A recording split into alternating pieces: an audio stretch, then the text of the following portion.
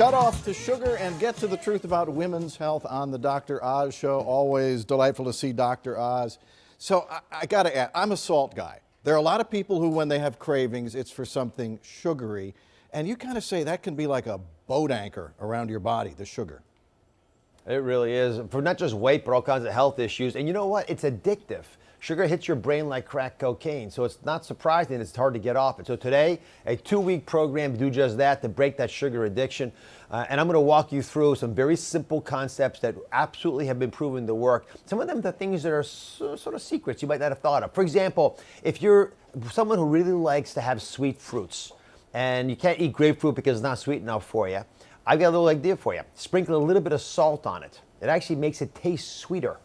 Tips like that are hugely valuable because you have a little nudge there, a little nudge here, and pretty soon you can break that handcuff that sugar has around you and reset those taste buds. It only takes about 2 weeks. And not all carbs you're going to talk about as well are bad. Something called slow carbs. I always think, okay, a carb is pasta, it's bread, it's anything with sugar in it, and it's all bad. Not necessarily so.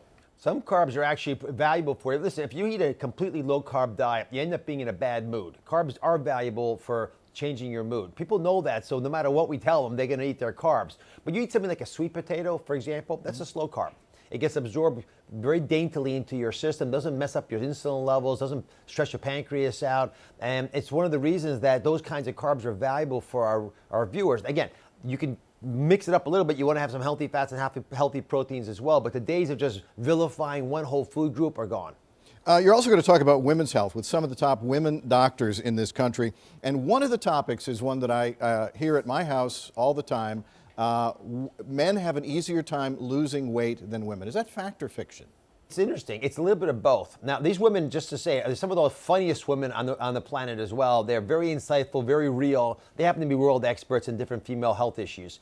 And so when I ask a question like this to them, they say, well, listen, there's no question early on, men lose weight faster than women because men have more muscle mass, and muscle is like a metabolic furnace burning through calories. But over a few months, women catch up.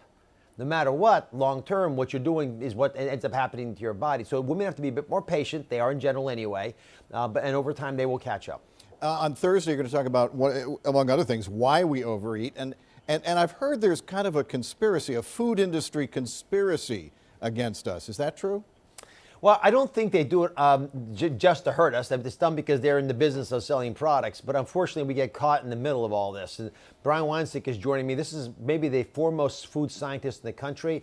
And he has some very cool and proven ideas that absolutely work. As an example, when you open your fridge up, the first thing you should see is something that's good for you, not bad for you.